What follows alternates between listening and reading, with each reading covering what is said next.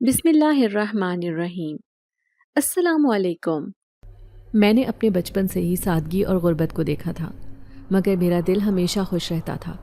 میرے والد کی بے لوث محبت میرے لیے سب کچھ تھی، شاید اس لیے کہ میرے بابا اور دادی جان نے مجھے ہمیشہ محبت دی تھی۔ میری ماں کی تصویر میرے دل کے کسی گوشے میں بہت دھندلی سی ہے، کیونکہ میں نے انہیں کبھی دیکھا ہی نہیں تھا۔ میری پیدائش کے وقت ہی ان کا انتقال ہو گیا تھا، لیکن دادی جان نے ہمیشہ ماں کا خلا محسوس نہیں ہونے دیا تھا، اور بابا نے بھی اپنی پوری زندگی میری پرورش میں لگا دی تھی۔ میرے بابا ایک حکیم تھے جو گاؤں کے لوگوں کے لیے مختلف بیماریوں کے علاج بناتے تھے۔ ان کے دواخانے کی خوشبو ہمیشہ میری ناک میں بسی رہتی تھی۔ وہ اکثر اپنی دوا میں خوبصورت پھولوں کا استعمال کرتے تھے۔ میں نے اپنی زندگی کے تمام تر لمحے وہیں گزارے تھے۔ بابا کے ساتھ بیٹھ کر ان کے کام کو دیکھتی، کبھی ان کی مدد کرتی، کبھی بس خاموشی سے ان کی باتیں سنتی رہتی تھی۔ بابا اکثر مجھ سے کہتے کہ تمہیں ان سب چیزوں کا علم سیکھنا ہے، آگے چل کر تم ہی میرا پیشہ اپناؤ گی۔ میرے بچپن کے دن گزر چکے تھے۔ اب میں 17 سال کی ایک نوجوان اور خوبصورت لڑکی میں ڈھل گئی تھی۔ میری زندگی میں سب کچھ ٹھیک چل رہا تھا جب تک میں نے کالج جانا شروع نہیں کیا تھا۔ یہ وہ وقت تھا جب میری زندگی میں تبدیلیاں آنا شروع ہوئیں۔ بابا چاہتے تھے کہ میں پڑھ لکھ کر کچھ بنوں، اس لیے انہوں نے اپنی تمام تر مشکلات کے باوجود مجھے کالج میں داخلہ کروایا تھا۔ مگر کالج جانا میرے لیے آسان نہیں تھا۔ نہ صرف مالی مشکلات کا سامنا تھا، بلکہ میری پھپھو کا بیٹا اکرم، جو خود تو کبھی تعلیم حاصل نہ کر سکا تھا، ہمیشہ میرے راستے میں آ کر مجھے پریشان کرتا۔ اکرم بچپن سے ہی لاپرواہ اور بدمعاش لڑکا تھا۔ اس کی زندگی کا جیسے کوئی مقصد ہی نہیں تھا، سوائے لوگوں کو تنگ کرنے کے۔ جب میں کالج جانے لگی تو اکرم نے میرے راستے میں آنا اور جملے کسنا شروع کر دیا۔ وہ کبھی میری راہ میں کھڑا ہو جاتا، کبھی اپنے دوستوں کے ساتھ میرا مذاق اڑاتا۔ میں ہمیشہ اس سے بچنے کی کوشش کرتی، مگر وہ ہر روز نئے نئے طریقوں سے مجھے پریشان کرتا رہتا۔ یہ صورتحال نہ صرف میرے لیے بلکہ بابا کے لیے بھی مشکل تھی۔ مجھے خوف تھا کہ اگر بابا کو اس کے بارے میں پتہ چلا تو وہ اکرم سے لڑ پڑیں گے، اور یوں ہماری چھوٹی سی دنیا میں کوئی نہ کوئی نیا مسئلہ کھڑا ہو جائے گا۔ میں نہیں چاہتی تھی کہ بابا کی بہن یعنی میری پھپھو ان سے ناراض ہو جائیں۔ ان دونوں کا ایک دوسرے کے سوا اس دنیا میں کوئی نہیں تھا، اور میں ان کے بیچ کوئی دراڑ نہیں ڈالنا چاہتی تھی۔ پھر ایک دن کچھ ایسا ہوا جو میرے تصور میں بھی نہیں تھا۔ میں بابا کے لیے کھانا لے کر دواخانے جا رہی تھی کہ راستے میں اکرم پھر سے میرے سامنے آ گیا۔ اس بار وہ اکیلا نہیں تھا، بلکہ اس کے ساتھ 2 اور لڑکے بھی تھے۔ میں نے ہمیشہ کی طرح نظر انداز کرنے کی کوشش کی، مگر اس بار اکرم نے میرے راستے میں کھڑے ہو کر مجھے روکا اور میرا ہاتھ پکڑنے کی کوشش کی۔ رکو، کہاں جا رہی ہو؟ اکرم نے دھیرے سے کہا، مگر اس کے لہجے میں ایک عجیب سی دھمکی تھی۔ مجھے جانے دو اکرم بھائی، میں نے نرمی سے کہا، مگر میرے دل کی دھڑکن تیز ہو رہی تھی۔ بھائی، اکرم نے مذاق اڑاتے ہوئے کہا، میں تمہارا بھائی نہیں ہوں، سمجھی؟ اس کے دوست ہنسنے لگے اور میری آنکھوں میں آنسو آ گئے۔ میں نے خود کو مضبوط کیا اور اکرم کے سامنے کھڑی رہی، مگر میرے دل میں خوف بڑھتا جا رہا تھا۔ اکرم نے میرا ہاتھ پکڑ لیا اور مجھے اپنی طرف کھینچنے لگا۔ یہ کیا کر رہے ہو؟ چھوڑو مجھے، میں نے چیخ کر کہا، مگر میری آواز میں کمزوری اور بے بسی تھی جو اس پر کوئی اثر نہ کر رہی تھی۔ اکرم نے میری چیخ کو نظر انداز کر دیا اور میرے چہرے کے قریب آ کر بولا، تمہیں پتہ ہے تم بہت خوبصورت ہو، کالج جانا چھوڑ دو اور مجھ سے شادی کر لو، تمہارے بابا بھی خوش ہو جائیں گے اور ان پر سے ذمہ داری بھی ختم ہو جائے گی، پھر میں جانوں اور تم جانو۔ میرے دل کی دھڑکن اور تیز ہو گئی۔ میں نے اکرم کی آنکھوں میں جھانکا اور وہاں صرف ایک ہی چیز دیکھی، لالچ اور ہوس۔ میں نے اپنی پوری طاقت جمع کی اور اکرم کا ہاتھ جھٹک کر خود کو آزاد کر لیا۔ تمہاری مرضی نہیں چلے گی، سمجھے تم؟ اکرم مجھے جانے دو، ورنہ کیا؟ اکرم نے میرے الفاظ کاٹ کر کہا، تم اپنے بابا کو بتاؤ گی؟ ٹھیک ہے، بتا دو، دیکھتا ہوں وہ کیا کر سکتے ہیں۔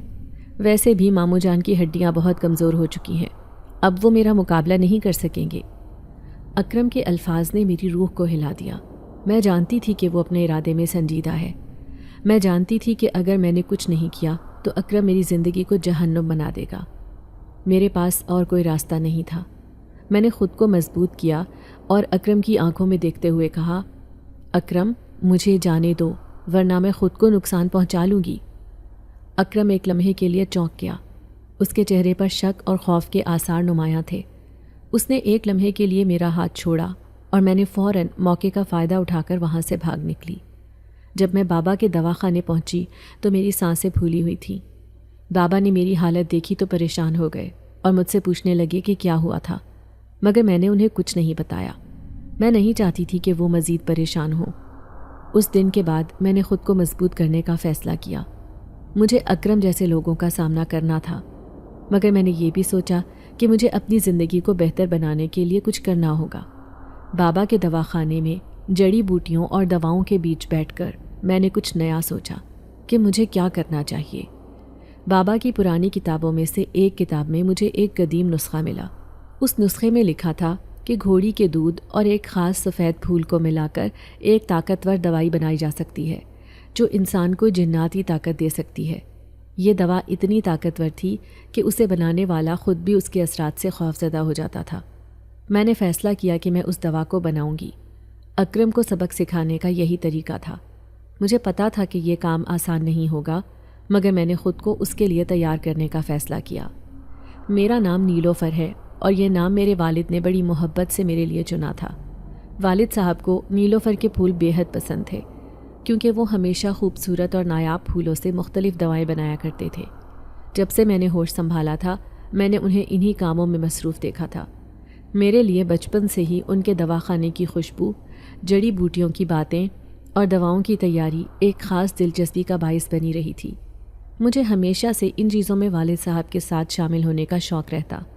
جب میں بڑی ہونے لگی تو ابا نے مجھے بھی دواؤں کے بارے میں سمجھانا شروع کر دیا۔ میں اکثر دواخانے میں ابا جان کے پاس بیٹھ کر دیکھتی تھی کہ وہ کیسے مختلف جڑی بوٹیوں کو احتیاط سے منتخب کرتے ہیں، ان کے بارے میں معلومات دیتے اور ان سے دوائیں تیار کرتے تھے۔ ایک دن ابا نے مجھے اپنے سب سے خاص نسخے کے بارے میں بتایا۔ وہ بولے، نیلوفر، یہ دوا بہت خاص ہے۔ اس کا راز میں نے اپنے والد سے سیکھا تھا اور اب میں یہ راز تمہیں بتانا چاہتا ہوں۔ ابا نے مجھے سمجھایا کہ اس دوا کے بنیادی اجزاء میں گھوڑی کا دودھ اور ایک خاص سفید پھول شامل ہے جو پہاڑوں پر مخصوص وقت میں کھلتا ہے۔ اس دوا کو بنانا بہت محنت اور مہارت کا کام تھا، اور والد نے مجھے بتایا کہ اسے بنانے کے لیے دل کی گہرائیوں سے محنت اور صبر کی ضرورت ہوتی ہے، کیونکہ یہ 1-2 دن میں نہیں بلکہ 3 ماہ میں بن کر تیار ہوتا ہے۔ اس کا مکمل نسخہ ان کی کتاب میں موجود تھا۔ ابا کی باتوں سے مجھے اندازہ ہوا کہ وہ دوائیں صرف جسمانی بیماریوں کا علاج نہیں کرتی تھیں، بلکہ وہ لوگوں کی زندگیوں میں امید اور حوصلہ بھی پیدا کرتی تھیں، اور کئی طرح کے روحانی مریض بھی میرے ابا نے صحت یاب کیے تھے۔ ابا نے مجھے بتایا کہ ان کے والد یعنی میرے دادا بھی ایک مشہور حکیم تھے، جنہوں نے یہ علم میرے والد کو منتقل کیا تھا۔ انہوں نے کہا، نیلوفر، یہ پیشہ صرف روزی روٹی کا ذریعہ نہیں ہے، بلکہ یہ ہماری زندگی کا مقصد ہے۔ ہمیں لوگوں کی خدمت کرنی ہے اور انہیں صحت یاب کرنا ہے، اور چونکہ میری نسل میری بیٹی سے ہی پروان چڑھے گی، اس لیے میں یہ سب تمہیں بتا رہا ہوں۔ میرے ابا جان کے دواخانے کی شہرت دور دور تک پھیلی ہوئی تھی۔ بڑے بڑے ہسپتالوں میں علاج کروانے کے باوجود جب لوگ شفا نہیں پاتے تھے تو وہ میرے والد کے دواخانے میں آتے تھے اور صحت یاب ہو کر واپس جاتے تھے۔ بانجھ پن کا علاج کرنے میں بھی میرے والد صاحب کا خاص نام تھا، اور کئی ایسی خواتین تھیں جو یہاں سے صاحب اولاد ہو کر خوش خوش واپس گئی تھیں۔ محلے کے لوگ بھی میرے والد کا بہت احترام کرتے تھے اور ان کو دعائیں دیتے تھے۔ میرے والد صاحب کے لیے یہ سب کچھ بہت فخر کی بات تھی، اور وہ اپنے کام کو عبادت کی طرح سمجھتے تھے۔ میرے والدین کی شادی بھی محبت کی داستان تھی۔ میرے والد صاحب نے ہمیشہ بڑی محبت سے اس قصے کو مجھے بتایا تھا۔ وہ بتاتے تھے کہ میری والدہ بہت خوبصورت اور نیک دل خاتون تھیں۔ ان دونوں کی شادی محبت کی بنیاد پر ہوئی تھی، اور وہ ایک دوسرے کے بغیر زندگی کا تصور بھی نہیں کر سکتے تھے، لیکن زندگی نے ان کی خوشیوں کو جلد ہی چھین لیا۔ میری پیدائش کے بعد ہی میری والدہ کا انتقال ہو گیا تھا، اور میں تب صرف 2 ماہ کی تھی جب والد صاحب نے اپنی زندگی کی سب سے بڑی جدائی کا سامنا کیا تھا۔ میرے والد اور دادی نے میری پرورش کی، اور میری دادی ہمیشہ میری ماں کی تعریفیں ہی کرتی رہتی تھی۔ دادی کہتی تھی کہ میری ماں کا چہرہ ایسے روشن تھا جیسے کوئی روشنی ہو، اور ان کی مسکراہٹ میں ایک خاص کشش تھی جو ہر کسی کو اپنی طرف کھینچ لیتی تھی۔ دادی مجھے بتاتی تھی کہ اگر میری ماں زندہ ہوتی تو وہ مجھے دیکھ کر بہت خوش ہوتی اور مجھ پر فخر کرتی۔ ان کی باتیں میرے دل میں ماں کی ایک خوبصورت تصویر بنا دیتی تھی، اور میں ہمیشہ ان کی یادوں کے سائے میں خود کو محسوس کرتی۔ جب سے میں نے ہوش سنبھالا اور جوانی کی دہلیز پر قدم رکھا تھا، تب سے میری زندگی میں ایک نیا مسئلہ سامنے آیا تھا جس نے مجھے ہمیشہ پریشان رکھا تھا۔ وہ مسئلہ تھا اکرم، میری پھپھو کا بیٹا، جو بچپن سے ہی لاپرواہ اور ضدی تھا، مگر جب میں جوان ہوئی تو اس کا رویہ بدترین شکل اختیار کر گیا۔ پہلے تو وہ صرف میرا راستہ روکتا تھا، لیکن کچھ عرصے سے اس نے اپنے رویے میں ایک عجیب تبدیلی کی تھی۔ وہ نہ صرف میرے راستے میں آتا بلکہ ہر بار ایک ہی بات دہراتا، نیلوفر مجھ سے شادی کر لو۔ اس کا یہ جملہ جیسے میرے کانوں میں زہر کی طرح گونجتا رہتا۔ اکرم کی باتوں نے میرے دل میں خوف اور نفرت کے بیج بو دیے تھے۔ میرے اندر کے خواب اور آرزوئیں اونچی تھیں، اور میں اکرم جیسے کم ظرف انسان سے شادی کر کے خود کو برباد کرنے کے سوچ بھی نہیں سکتی تھی۔ میرے دل میں یہ خوف تھا کہ اگر میں نے اکرم کی بات مان لی تو میری زندگی ایک ایسی دلدل میں گر جائے گی جس سے نکلنا ممکن نہیں ہوگا۔ میں نے ہمیشہ اپنے آپ کو ایک آزاد اور خود مختار انسان کے طور پر دیکھا تھا، اور اکرم جیسے انسان کے ساتھ زندگی گزارنے کا تصور بھی میرے لیے ناقابل برداشت تھا۔ ایک دن کی بات ہے جب اکرم نے اپنی حد پار کر دی۔ اس نے نہ صرف میرا راستہ روکا بلکہ اس کے ساتھ 2 اور لڑکے بھی تھے جو اس کے دوست تھے۔ اکرم نے میری طرف دیکھ کر ایک مکروہ مسکراہٹ دی اور میرے قریب آیا۔ میں نے نظر انداز کرنے کی کوشش کی، مگر وہ میرے بالکل سامنے آ گیا اور میرا ہاتھ پکڑ کر زور سے دبوچ لیا۔ اس کے اس عمل نے مجھے اندر سے ہلا کر رکھ دیا تھا۔ کئی راتیں میں اس بھیانک خواب سے ڈر کر سو بھی نہیں پائی تھی۔ میری آنکھوں میں آنسو آ گئے اور میں نے خود کو بہت بے بس محسوس کیا۔ اکرم چھوڑو مجھے، میں نے غصے اور خوف کے ملے جلے جذبات سے کہا، مگر وہ بدتمیز ہنستے ہوئے بولا، نیلوفر تمہیں اس حقیقت کا سامنا کرنا ہی پڑے گا کہ تم میری ہو اور میری ہی رہو گی۔ اس کے الفاظ نے میرے دل کو چھلنی کر دیا تھا۔ میں نے اس کی آنکھوں میں جھانک کر دیکھا اور وہاں صرف لالچ اور ہوس کا اظہار تھا۔ میری آنکھوں سے آنسو جاری تھے، مگر میں نے اپنے آپ کو مضبوط کیا اور اسے دھمکی دی، اگر تم نے مجھے جانے نہیں دیا تو میں خود کو نقصان پہنچا لوں گی۔ میری دھمکی نے اکرم کو ایک لمحے کے لیے چونکا دیا اور وہ ہچکچاتے ہوئے پیچھے ہٹا۔ اس کے چہرے پر ایک لمحے کے لیے شک اور خوف کی جھلک نظر آئی۔ اسی لمحے میں نے موقع کا فائدہ اٹھایا اور وہاں سے بھاگ نکلی۔ میرے دل میں اکرم کے لیے نفرت کی جڑیں اور گہری ہو گئی تھی، اور میں نے خود سے وعدہ کیا کہ اب میں کبھی اسے اپنے قریب آنے نہیں دوں گی۔ جب بھی مجھے اکرم کہیں نظر آتا میں اپنا راستہ بدل لیتی۔ میرے دل میں اس کے لیے نفرت اتنی بڑھ گئی تھی کہ میں اسے دیکھنا بھی نہیں چاہتی تھی، مگر میرے دل میں ایک اور خوف بھی تھا کہ کہیں اکرم کی یہ نفرت ہمارے خاندان کو نقصان نہ پہنچا دے۔ میری پھپھو اور والد کا رشتہ بہت قیمتی تھا، اور میں نہیں چاہتی تھی کہ اکرم کی وجہ سے ان کے درمیان کوئی دراڑ آ جائے۔ میں نے کبھی دادی سے بھی اس بارے میں بات نہیں کی تھی، کیونکہ مجھے ڈر تھا کہ وہ شاید مجھے ہی غلط سمجھیں گی اور والد کے دل میں میرے لیے کوئی شک پیدا ہو جائے گا۔ میں ہمیشہ دعا کرتی کہ کاش کوئی چیز ایسی ہو جو اکرم کو یہ سب کچھ کرنے سے روک دے، کیونکہ اکرم سے پیچھا چھڑانا اتنا آسان نہیں تھا۔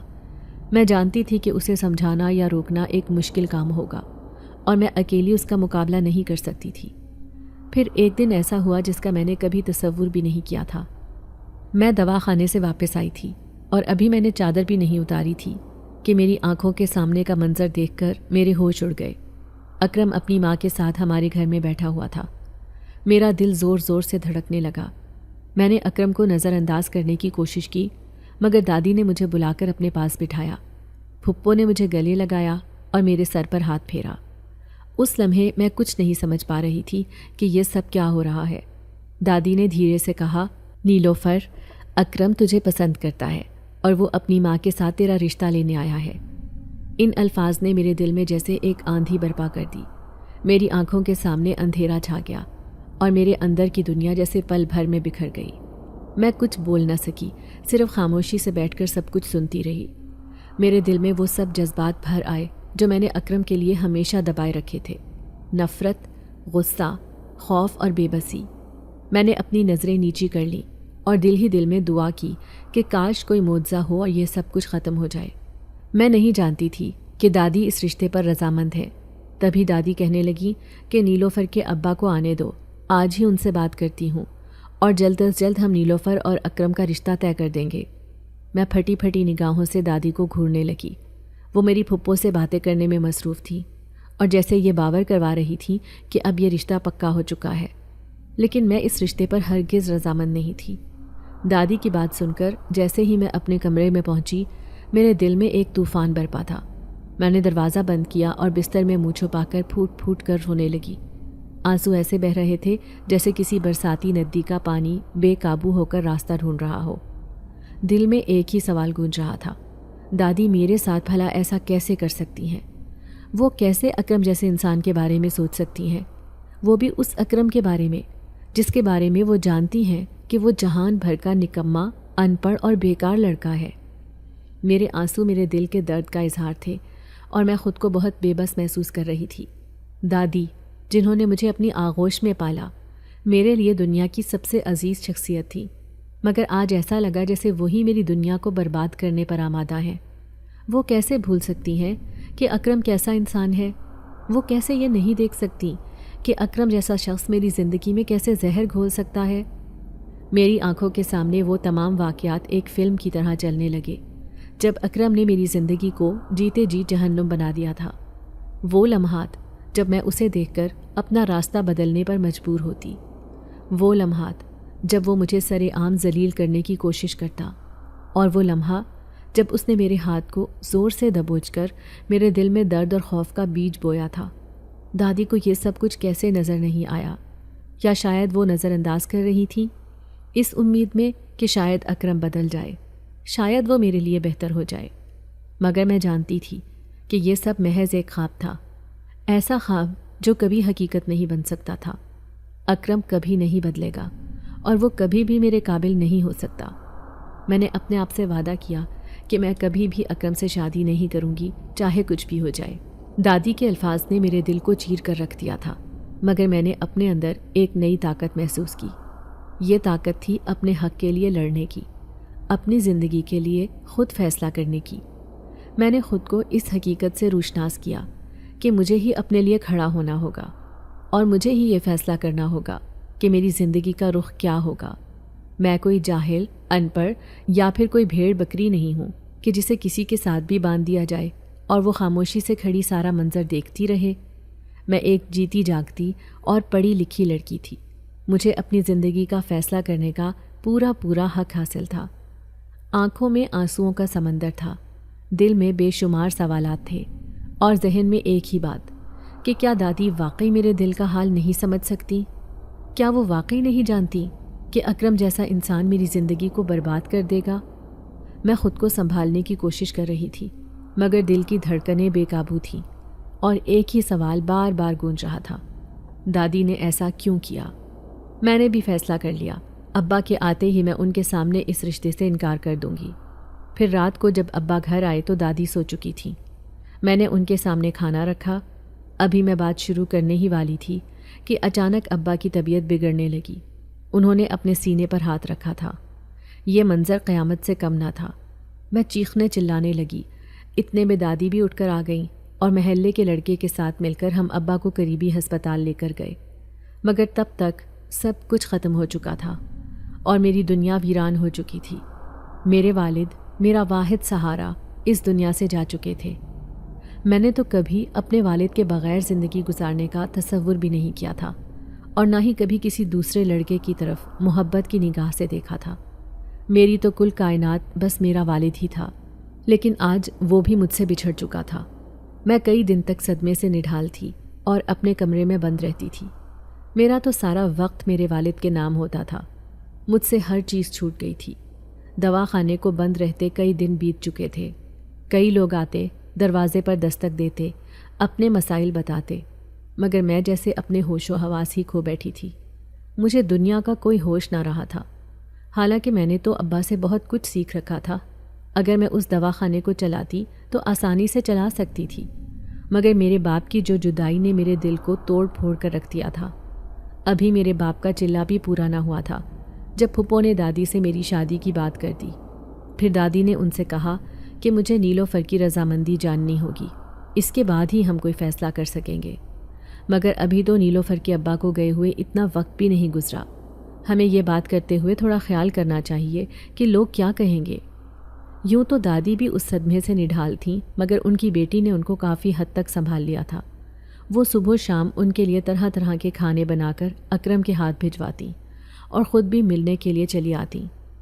یوں ان کا آنا جانا ہمارے گھر میں کافی زیادہ بڑھ چکا تھا، مگر میں اکثر اپنے کمرے میں بند رہتی تھی۔ دادی بھی میرا کھانا کمرے میں بھجوا دیتی، کبھی ایک دو نوالے کھاتی تو کبھی بس اس کھانے کو دیکھتی رہتی، اور میرا دل بھی نہ چاہتا کہ میں ایک نوالا بھی اپنے حلق سے نیچے اتاروں۔ میری دادی میری حالت دیکھ کر کافی پریشان تھی، لیکن اس کا حل شادی ہرگز نہیں تھا۔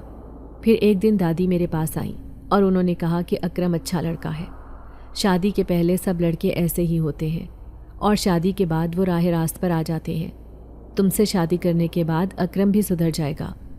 میں نے آنسو بھری آنکھوں سے دادی کی طرف دیکھا اور ان سے کہا کہ میں اکرم سے شادی ہرگز نہیں کروں گی، چاہے دنیا ادھر کی ادھر ہو جائے۔ میرے اس فیصلے پر دادی مجھ پر غصہ کرنے لگیں اور کہنے لگیں کہ وہ تیرا اپنا ہے، تجھے سنبھال لے گا۔ میں نے دادی سے کہا کہ مجھے کسی کو سنبھالنے کی ضرورت نہیں ہے، میں خود کو خود ہی سنبھال سکتی ہوں۔ دادی کہنے لگیں ایک مرد کے بغیر یہ دنیا نامکمل ہے، اور ایک عورت تو مرد کے بغیر زندگی کا تصور بھی نہیں کر سکتی۔ پھر میں نے دادی سے کہا کہ وہ مرد اکرم ہرگز نہیں ہو سکتا، اس لیے آپ پھپھو کو منع کر دیں۔ وہ کہنے لگی تم جانتی نہیں ہو، اکرم تمہارا جینا محال کر دے گا۔ جب دادی نے مجھے یہ بات کہی تو میں نے سر اٹھا کر دادی کی طرف دیکھا۔ میری نگاہوں میں سوال واضح طور پر نظر آ رہا تھا۔ دادی، جو کچھ اکرم کرتا رہا کیا آپ سب جانتی ہیں؟ اب کی بار دادی نظریں چرانے لگی تو میں نے انہیں دونوں بازوؤں سے پکڑ کر جھنجھوڑتے ہوئے کہا کہ آپ جانتی ہیں کہ اکرم میرے ساتھ کیا کرتا رہا ہے؟ وہ کہنے لگیں اکرم کے بارے میں سب لوگ ہی بہت اچھے سے جانتے ہیں کہ وہ کیسا انسان ہے، مگر پھر وہی بات آ جاتی ہے کہ شادی کے بعد انسان بدل جاتا ہے۔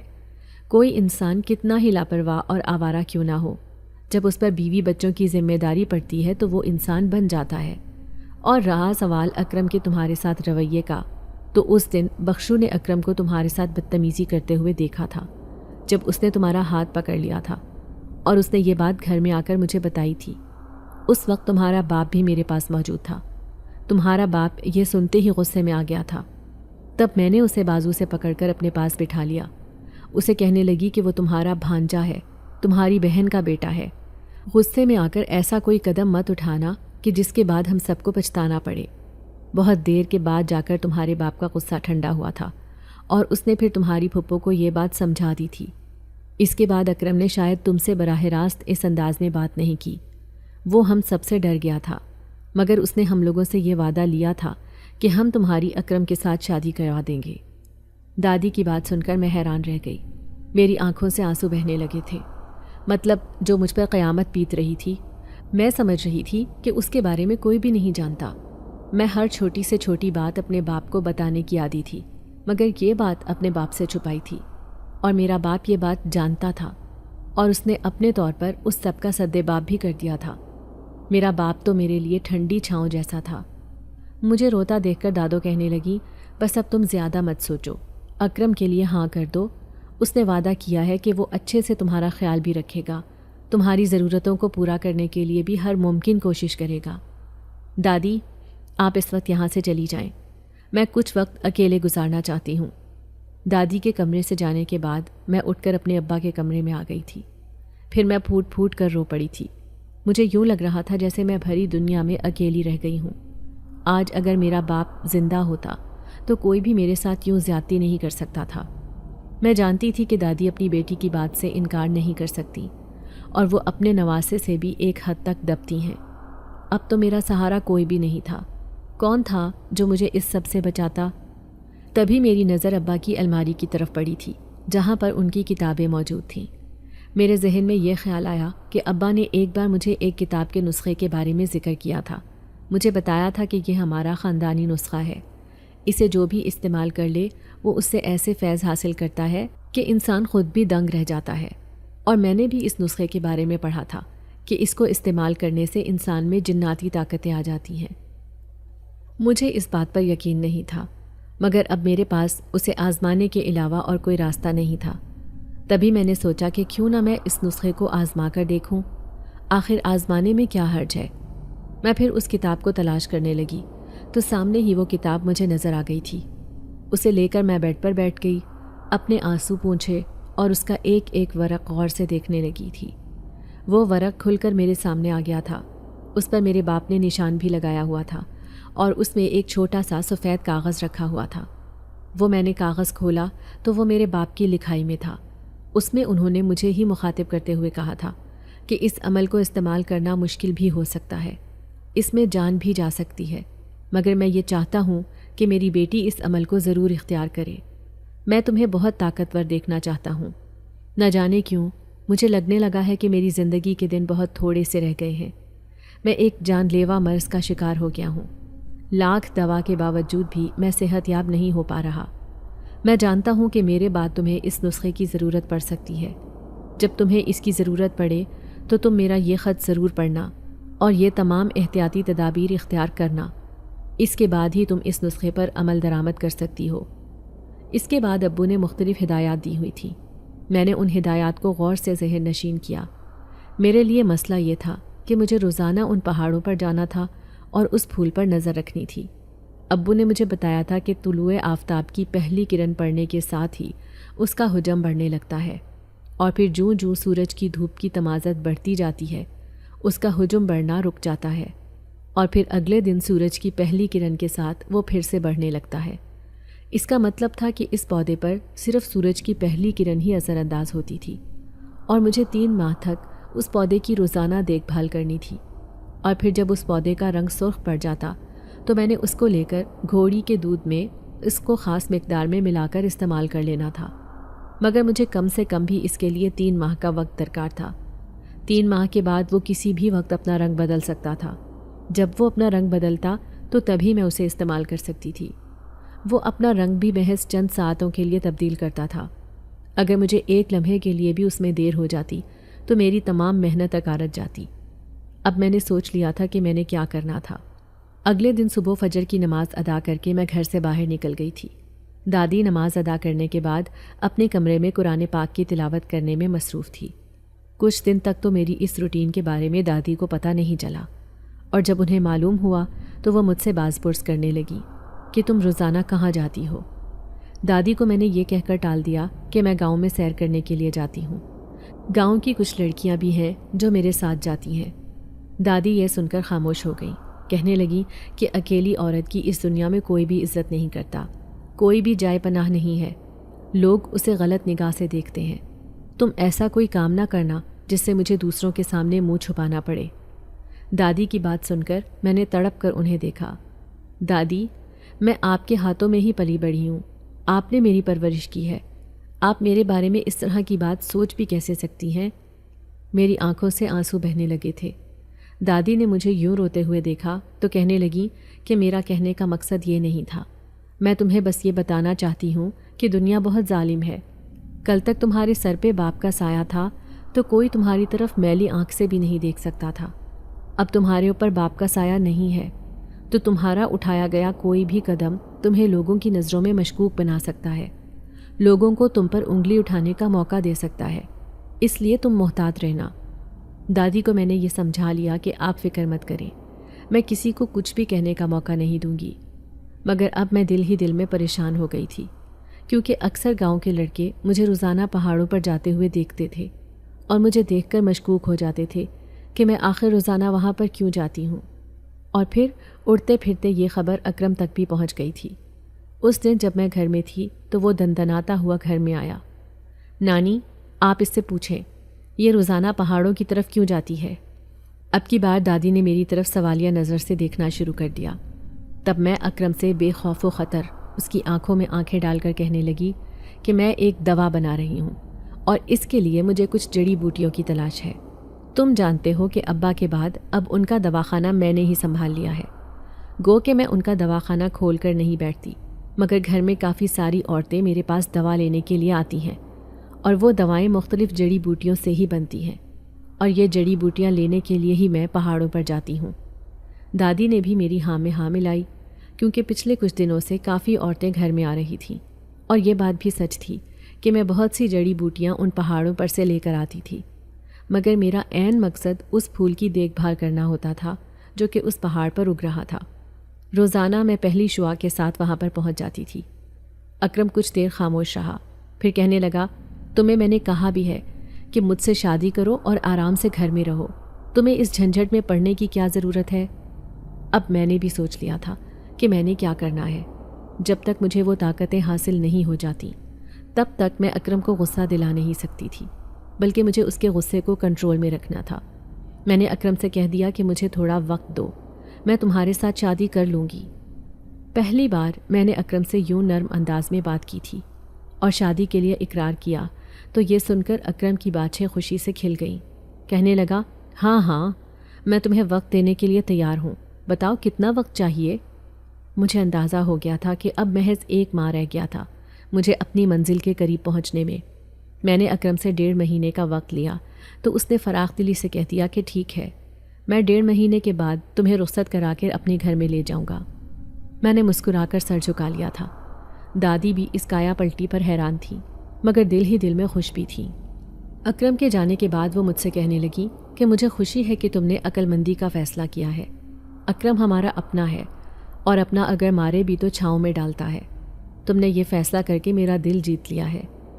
دادی نہیں جانتی تھیں کہ میرے ذہن میں کیا چل رہا ہے، اور یہ بات تو اکرم بھی کبھی سوچ نہیں سکتا تھا کہ میں اس کے ساتھ کیا کرنے جا رہی ہوں۔ وہ ایک آوارہ منش انسان تھا۔ میں جانتی تھی کہ گاؤں کی لڑکیاں اس سے بہت تنگ تھیں اور میں ایسے انسان کے ساتھ زندگی گزارنے کے بارے میں سوچ بھی نہیں سکتی تھی۔ انہی دنوں ہمارے گاؤں کے سرکاری اسکول میں ایک نئے ماسٹر صاحب آئے تھے۔ اس دن جب میں پہاڑوں پر جا رہی تھی تب پہلی بار میری ان کے ساتھ ملاقات ہوئی۔ وہ مجھے دیکھ کر ٹھٹک کر رہ گئے تھے، شاید میری خوبصورتی دیکھ کر متاثر ہو گئے تھے۔ میں بھی انہیں دیکھ کر پلکیں جھپکنا بھول گئی تھی، مگر پھر میں نے اپنا سر جھکا لیا اور اپنی منزل پر چل پڑی۔ روزانہ ہی میری ان کے ساتھ ملاقات ہو جاتی تھی اور روزانہ بنا کچھ کہے وہ وہاں سے گزر جاتے تھے۔ اس دن جب میں پہاڑوں پر پہنچی تو میری مراد بر آئی۔ میرے اتنے وقت کی محنت رنگ لے آئی تھی۔ وہ پودا اپنا رنگ تبدیل کر چکا تھا اور پھر میں اسے لے کر اپنے گھر آ گئی تھی۔ گھر آ کر میں نے اسے گھوڑی کے دودھ میں ملا لیا تھا اور پھر اس مخصوص طریقے سے بنانے لگی تھی۔ آج رات کو جب چاند اپنے پورے جوبن پر تھا تو میں دادی کے سونے کے بعد چھت پر چلی گئی اور چاند کی طرف دیکھتے ہوئے اس دوا کو میں نے پی لیا تھا۔ اس دوا کا پینا ہی تھا کہ مجھے یوں محسوس ہوا جیسے میرے وجود میں بے پناہ طاقت آ گئی اور مجھے یوں لگنے لگا تھا جیسے میں ہوا میں اڑ سکتی ہوں، جیسے میں پانی پہ چل سکتی ہوں، جیسے میں ایک وقت میں بہت سے لوگوں کے ساتھ مقابلہ کر سکتی ہوں۔ ابھی میں نے خواہش کی کہ میں ہواؤں میں اڑنے لگوں۔ اس خواہش کا کرنا ہی تھا۔ حیرت کی زیادتی سے میری آنکھیں کھلی کی کھلی رہ گئی تھیں۔ میرے پاؤں زمین سے اوپر اٹھتے چلے گئے تھے اور میں ہواؤں کے دوش پر لہرانے لگی تھی۔ میرا خوشی سے برا حال تھا اور پھر میں نے آنکھیں بند کر کے خواہش کی کہ میں اپنے کمرے میں پہنچ جاؤں۔ تب مجھے ایک زوردار جھٹکا لگا۔ اگلے ہی پل میں اپنے کمرے میں تھی۔ اب میں بے پناہ طاقتوں کی مالک بن گئی تھی۔ اب مجھے کسی کا کوئی خوف نہیں تھا۔ اب میں دواخانہ بھی کھول کر بیٹھ سکتی تھی، اپنے ابا کا کاروبار سنبھال سکتی تھی۔ مجھے پہلے یہ خوف تھا کہ کہیں ایسا نہ ہو کہ گاؤں کے آوارہ لڑکے میری راہ میں رکاوٹ ڈالنے لگے، کہیں اکرم مجھے سب سے دور رہنے پر مجبور نہ کرے، اور اب مجھے کسی کا کوئی ڈر نہیں تھا۔ پھر اگلے دن دادی کے لاکھ منع کرنے کے باوجود بھی میں دواخانہ کھول کر بیٹھ گئی تھی۔ مجھے ابھی دواخانے میں گئے چند گھنٹے ہی گزرے تھے کہ میرے پاس لوگوں کا رش بڑھنے لگا تھا اور میں اپنی طاقت کے بلبوتے پر ان کی مطلوبہ دوا فوراً سے ہی تیار کر کے ان کے حوالے کر دیتی تھی۔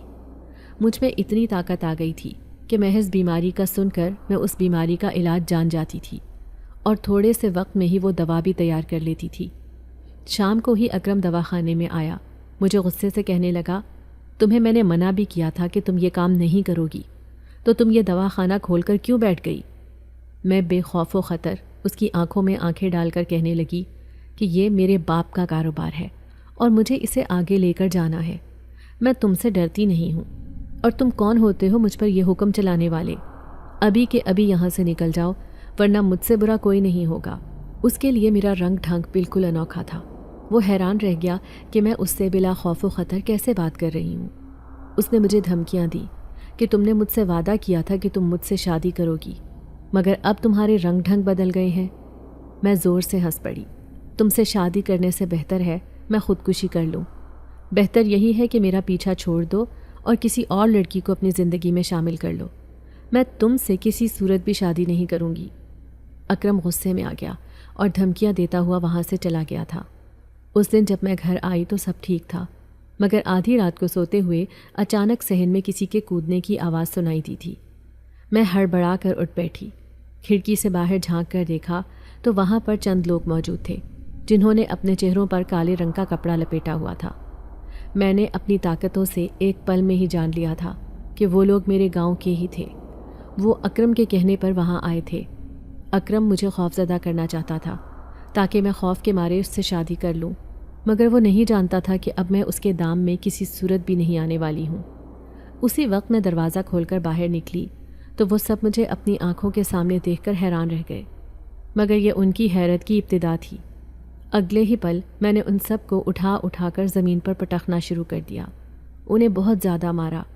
شور کی آوازیں سن کر آس پاس کے لوگ بھی اکٹھے ہو گئے تھے، اور پھر جب وہ لوگ گھر میں داخل ہوئے تو ان لوگوں نے انہیں کراہتے ہوئے زمین پر پڑے ہوئے دیکھا۔ جب ان کے چہروں سے کپڑا ہٹایا تو دیکھا کہ وہ گاؤں کے ہی لڑکے تھے، اور وہ روتے ہوئے کہنے لگے کہ ہم اکرم کے کہنے پر یہاں آئے ہیں۔ یہ سب جب دادی نے سنا تو انہیں اپنے کانوں پر یقین نہیں آیا تھا۔ وہ سمجھ رہی تھیں کہ ان کا نواسا سدھر جائے گا، مگر اب جب انہوں نے دیکھا کہ اس نے مجھے خوفزدہ کرنے کے لیے اور مجھے گھر سے اٹھانے کے لیے ان آدمیوں کو گھر میں بھیجا تھا، ان کا اکرم کی جانب سے دل کھٹا ہو گیا تھا۔ انہوں نے پھپھو کو صاف انکار کر دیا کہ میں تمہارے بیٹے سے اپنی پوتی کی شادی کسی بھی صورت نہیں کر سکتی۔ جو اپنی ہونے والی بیوی کی عزت نہیں کر سکتا وہ اس کی حفاظت بھی نہیں کر سکتا۔ پھپھو نے انہیں منانے کی بہت کوشش کی اور اکرم نے بھی دونوں ہاتھ جوڑ کر معافی مانگی، مگر دادی نے ان کی ایک بھی نہیں سنی۔ میں خوش تھی کہ دادی کو بالآخر اکرم کی سمجھ آ گئی تھی کہ وہ کیسا انسان تھا، اور اکرم بھی مجھ سے محبت نہیں کرتا تھا۔ وہ محض میرے گھر بار اور زمینداری کی وجہ سے میرے پیچھے پڑا ہوا تھا، کیونکہ وہ جانتا تھا کہ میری شادی کی صورت میں یہ سب کچھ اسے ہی ملنے والا ہے، اور پھپھو بھی اسی لالچ میں تھی۔ یہ سب باتیں اب دادی کی سمجھ میں آ گئی تھیں۔ انہوں نے پھپھو کے لاکھ کہنے کے باوجود بھی انہیں شادی کے لیے انکار کر دیا تھا، اور اب انہوں نے مجھے دواخانے میں جانے سے منع نہیں کیا تھا۔ اکرم بہت بار میرے راستے میں آیا، اور ایک بار میں نے اس کی ایسی ٹھکائی کی کہ وہ خوفزدہ ہو کر وہاں سے بھاگ گیا، اور دوبارہ کبھی وہ میرے سامنے نہیں آیا، نہ ہی اس نے مجھ سے شادی کی خواہش کا اظہار کیا۔ وہ سمجھ رہا تھا کہ شاید مجھ پر جنات آ گئے ہیں، جس کی وجہ سے مجھ میں اس قدر بے پناہ طاقت آ گئی ہے۔ اسے ڈرانے کے لیے میں اس کی نظروں کے سامنے سے غائب بھی ہوئی تھی، اور اسے اس قدر خوفزدہ کیا تھا کہ وہ اب میرا نام بھی نہیں لینا چاہتا تھا، اور یہ سب میں نے اس سے جان چھڑوانے کے لیے کیا تھا۔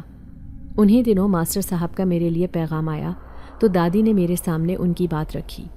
میں نے مسکرا کر سر جھکا لیا۔ دادی سمجھ گئیں کہ میری بھی اس رشتے میں رضامندی شامل ہے۔ انہوں نے پھر ماسٹر صاحب سے میری دھوم دھام سے شادی کر دی تھی۔ شادی کے بعد میں اپنی گھریلو ذمہ داریوں میں الجھ کر رہ گئی تھی، جب ہی مجھے دواخانے کو کھولنے کا وقت نہیں ملتا تھا، اور پھر میں نے گاؤں کے ایک لڑکے کو کام سکھا کر دواخانہ سنبھالنے کے لیے بٹھا دیا تھا، اور خود اپنی گھریلو ذمہ داریاں انجام دینے لگی تھی۔ ماسٹر صاحب کا ٹرانسفر اب شہر میں ہو گیا تھا، اور ان دنوں دادی بھی بہت بیمار رہنے لگی تھی۔ دادی کو میں اپنے گھر ہی لے کر آ گئی تھی۔ ایک دن دادی بھی مجھے چھوڑ کر چلی گئی، اور یوں میرا اس گاؤں سے ناتا ٹوٹ گیا تھا۔ میں اپنے شوہر کے ساتھ شہر میں آ کر شفٹ ہو گئی تھی، اور آہستہ آہستہ اسی زندگی کی عادی ہوتی چلی گئی تھی۔ گزرتے سالوں نے میری زندگی میں بہت سی تبدیلیاں رونما کی تھیں، اور اب تو میں بچوں کی ماں بھی بن گئی تھی۔ مجھے اس بات کا احساس ہو گیا تھا کہ مجھ میں یہ جو طاقت ہے مجھے اسے استعمال کرنا چاہیے، لوگوں کی فلاح و بہبود کے لیے، ان کی مدد کے لیے۔ جس انسان کو بھی مدد چاہیے ہوتی تھی تو میں اس کی مدد کو فوراً پہنچتی تھی، اس طرح سے کہ میں ان کی نظروں سے روپوش ہو کر ان کا کام بھی کر دیا کرتی تھی، اور یوں اسے میری موجودگی کا احساس بھی نہیں ہوتا تھا۔